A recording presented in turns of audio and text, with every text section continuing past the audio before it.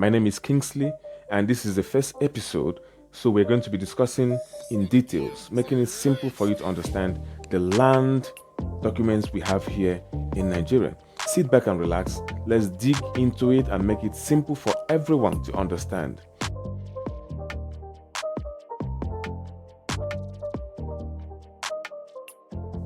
Let's talk about the C of O. The C of O is the most popular land document we have here in Nigeria. Almost everybody wants a land with C of O because of its popularity. Yes, the C of O is very good. So let's talk about it. First of all, the C of O means Certificate of Occupancy. Certificate of Occupancy can only be issued on a land that is free from all non-government acquisitions. What is government acquisitions? Now, government acquisitions means any land that the government have acquired for developmental reasons. Maybe they want to build a bridge, a road, a hospital, a school, or whatsoever amenity that they think is going to, better the lives of the community and the state. So government acquires such lands for such developmental reasons, and you don't have any reason to go to such lands. But if you go to a community and you buy a land that is free from all known government acquisitions, then you can go ahead to apply for C of O. Then the government issues you a certificate in that regard. This certificate is going to last you for 99 years. At the moment, no C of O have expired in Nigeria because the Land Use Act just came into being in 1978. So no land with C of O have expired. But upon its expiration in 99 years tenure, you have the right to go back and reapply for the renewal. So that is C of O. It's very good because it does not require you to go to a community and start consulting all the chiefs and all the village elders and all that for them to sign a document for you to go and apply for governor's consent. Now, the next property document I would like to talk about is Excision. What does Excision mean?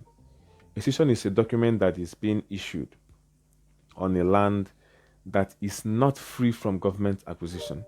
That means a land that has a government acquisition on it. Just like I said in the earlier title, C of O. In this particular one, which is Excision, government comes to a community and they have a plan, maybe just to build like schools, hospitals, or whatsoever public amenity that is going to benefit the people in the state. Government acquires land as much as they think is enough for them. So in such lands that they acquire, they will now carve out some portion of that land and call that portion that they've carved out committed. That means the committed land inside of the acquired land is going to be used for such a purpose, which is to develop the state or that immediate community. That is the committed one. You don't have any right to even go to apply for that one.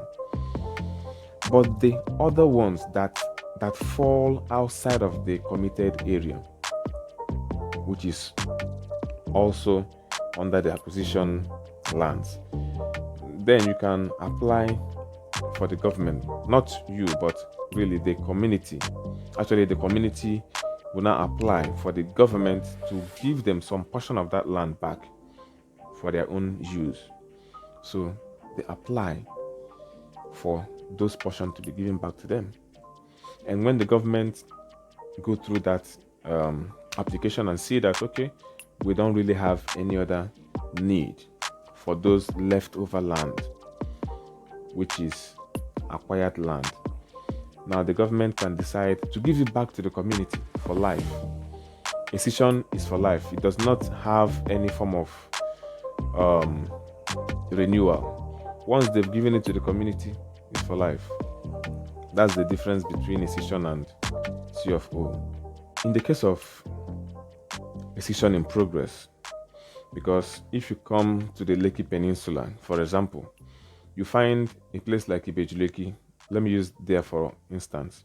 Ibejuleki have a whole lot of applications, are waiting to be approved. Application for excision are waiting to be approved, but the government have not done anything about it. Those are lands that are under excision in progress lands. The approval is 50-50. That's why I don't advise anybody to go for it. Though the high risk is going to pay off if the land is finally approved by the government. The price of the land jumps up, and you as the investor that came earlier to buy when it was excision in progress gains more money, and your land appreciates in value more because of that approval. But it's very risky. So I will say stay away from lands with excision in progress. Go for lands that have excision or CFO or some other titles. So the next title I want to talk about is governor's consent.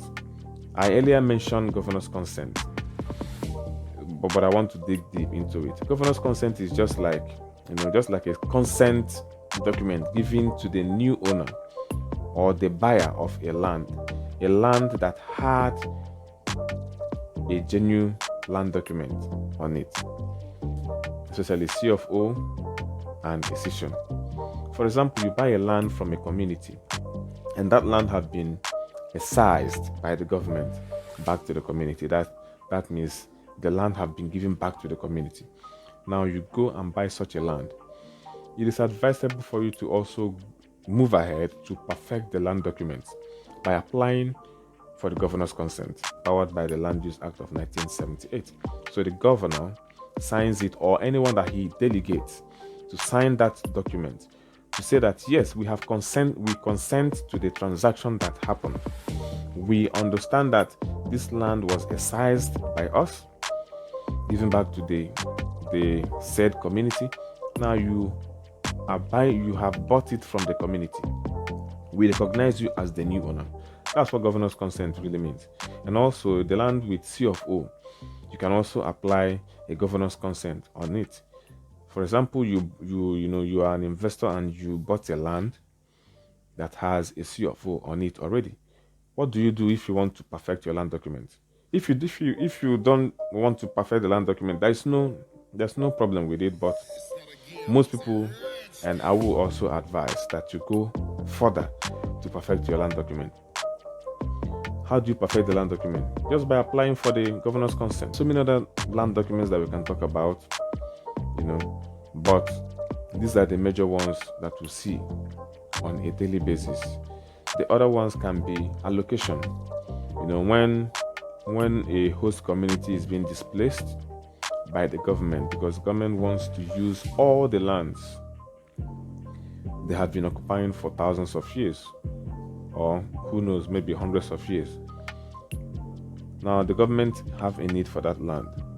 The government takes ownership of that land and relocates them to another part of the state and allocates another new settlement for them. That is what we call allocation. The land documents have different circumstances that brought about the ownership of it.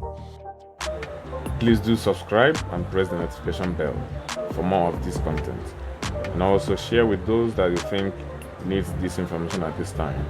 Thank you.